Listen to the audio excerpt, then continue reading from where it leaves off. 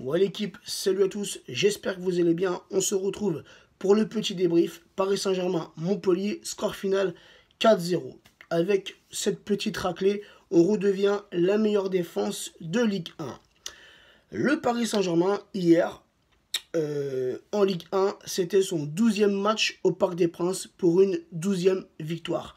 Nous sommes la seule équipe depuis le début de ce championnat invaincue à domicile. Donc, c'est encourageant pour le reste de la compétition en Ligue 1, mais aussi en Ligue des Champions, on est invaincu à domicile. Donc, on redoute le match aller contre le Real, mais on est vraiment confiant pour le match retour qui sera au Parc des Princes, car vraiment, au Parc des Princes, les gars, je vois des joueurs qui sont vraiment concentrés, des joueurs qui arrivent à poser leur jeu. C'est un peu plus difficile à l'extérieur. On l'a vu cette saison en championnat ou même en Ligue des Champions contre le Bayern.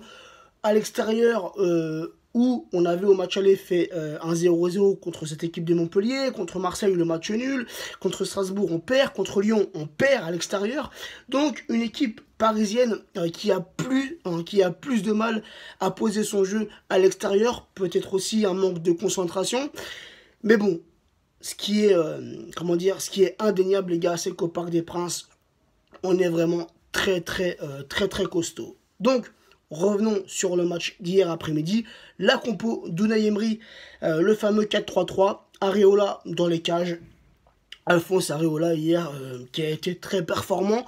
Alors il a eu quelques arrêts à faire, il a fait ce qu'il fallait faire et il a réussi à garder sa cage inviolée.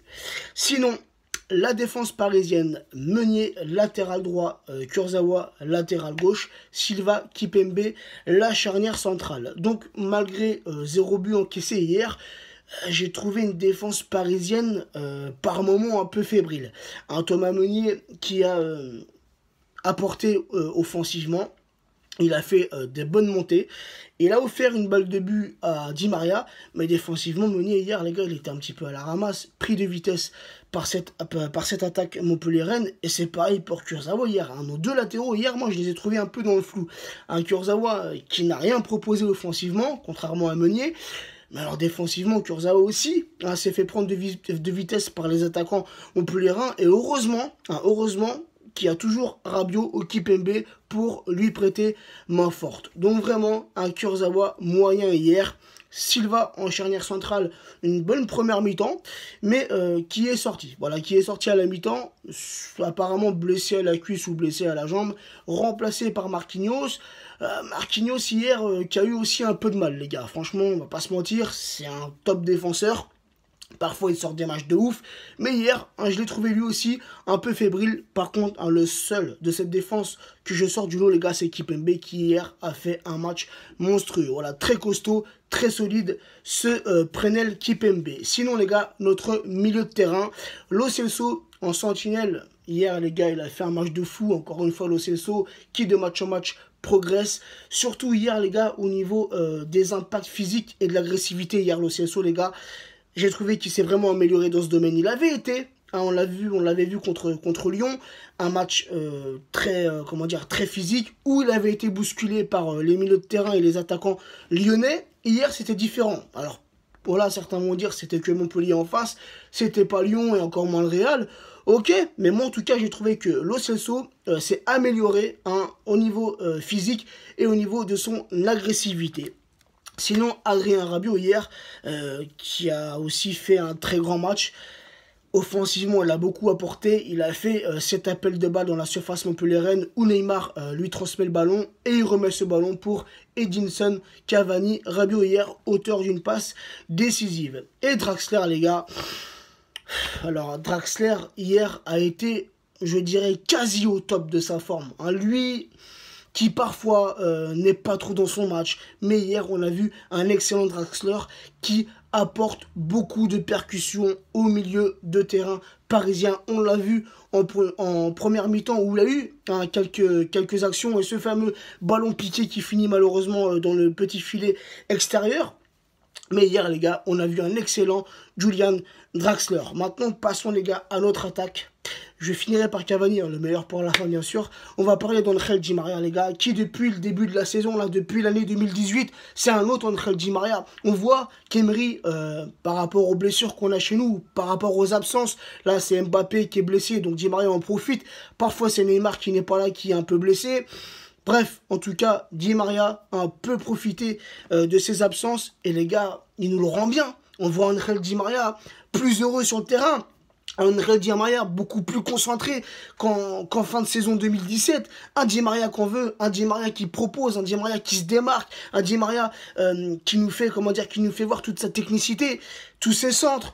Et hier, Di Maria qui te met un but, les gars, sur une offrande de Thomas Meunier. Ce petit plat du pied qui finit au fond des filets.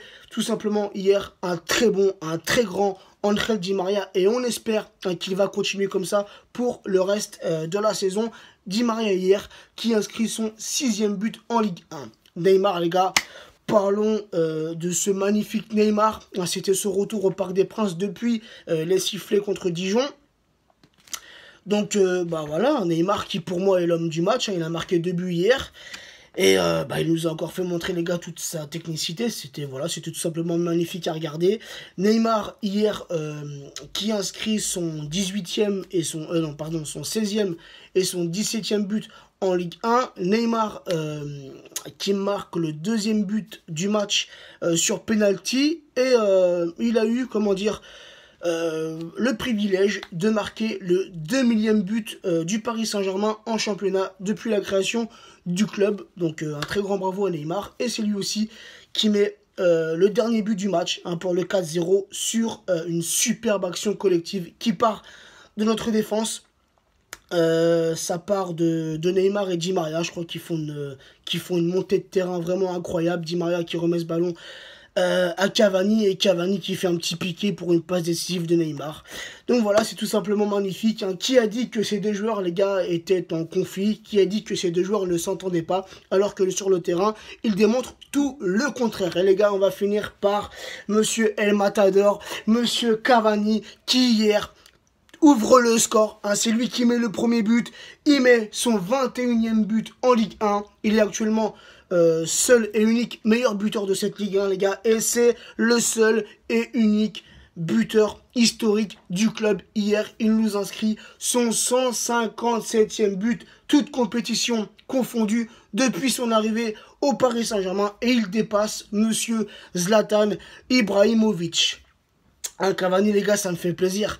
Sincèrement, c'est vrai, quand il est arrivé au Paris Saint-Germain, perso, je le connaissais pas trop. On avait entendu un peu parler de lui, voilà, à Naples et tout. Mais les gars, Cavani, l'avoir dans son équipe, les gars, c'est tout de même un privilège.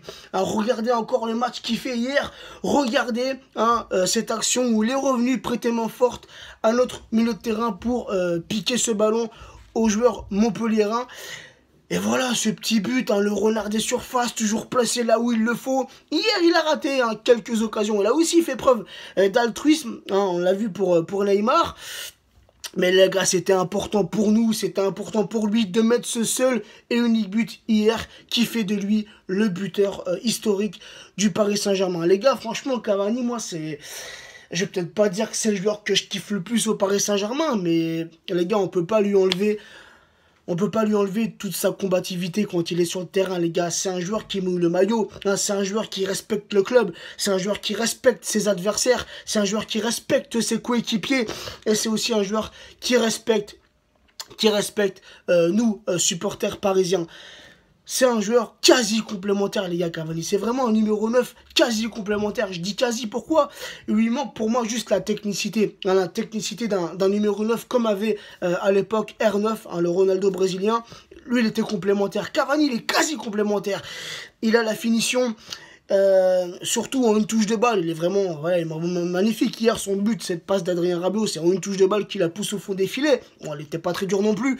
Mais bon. Voilà, Cavani, les gars, il est quasi complémentaire. Voilà, c'est juste la technicité qui lui manque. Mais bon, moi, je suis très heureux, les gars, d'avoir un Edinson Cavani, les gars, dans notre équipe. Il nous a tellement apporté, les gars, il nous a tellement sauvés, mis ce petit but. Rappelez-vous contre Marseille, les gars, là, en début de saison. un match où on est passé totalement à côté, un match, peut-être le match le plus important de Ligue 1, tu vois, cette rivalité contre Marseille, tu dis c'est impossible, on peut pas perdre contre Marseille, et on est mené 2-1 les gars, rappelez-vous, ça faut jamais l'oublier, qui c'est qui vient provoquer ce penalty, c'est Cavani les gars, ce coup franc pardon, c'est Cavani les gars, qui c'est qui met ce but égalisateur, qui comment dire, qui nous préserve hein, d'une défaite contre Marseille les gars, c'est Cavani. Donc les gars, Cavani hein, qui nous a tellement apporté depuis qu'il est au Paris Saint-Germain. Calmons-nous un petit peu et revenons sur ce match. Draxler est sorti, remplacé par Pastore, et Adrien Rabiot est sorti aussi, remplacé par Nkunku. Donc, les statistiques sur cette rencontre. Au niveau de la possession de balle, le Paris Saint-Germain, 66% de possession, Montpellier, 34%. Au niveau des tirs, 10 tirs côté parisien, 13 tirs côté montpelliérain. Les tirs cadrés, 7 tirs cadrés côté parisien, dont 4 au fond des filets, 3 tirs cadrés côté montpelliérain. 90% de passes réussies pour le Paris Saint-Germain, 78% de passes réussies pour Montpellier. 2 corners seulement côté parisien, 10 corners côté montpelliérain. 19 centres côté parisien pour 22 centres côté lyonnais. Donc voilà l'équipe, j'ai tout dit sur ce match, voilà, content de cette victoire, content du fond de jeu parisien. Et voilà les gars, quand on joue comme ça, on est imbattable les gars. Hein, comme on joue, alors oui, c'était peut-être que Montpellier, parce qu'à chaque fois que je fais des vidéos, je suis content qu'on gagne, on me sort à chaque fois, oui, mais ce n'est que Dijon, oui, ce n'est que Montpellier les gars. Hein, cette équipe de Montpellier, je vous rappelle qu'au match aller, nous avait tenu en échec. Hein, cette équipe, qui avant la rencontre, était tout de même 7e du championnat. Donc, et c'était la meilleure défense du championnat. Donc voilà, le Paris Saint-Germain hier a élevé son niveau et on a vu ce que ça donnait. Donc voilà l'équipe, la petite vidéo est finie et on se retrouvera sûrement, alors je voulais le faire en même temps mais j'ai pas noté la chaîne ni les horaires et tout, pour le match de Coupe de la Ligue, c'est mardi pardon. Donc mardi c'est Rennes, Paris Saint-Germain en Coupe de la Ligue, il me semble que c'est les quart de finale ou demi-finale, bref. J'ai pas ce qu'il faut sous les yeux, donc je referai exceptionnellement la petite vidéo d'avant-match dès demain. Sur ce l'équipe, bonne journée à vous et on se retrouve donc demain. Ciao l'équipe!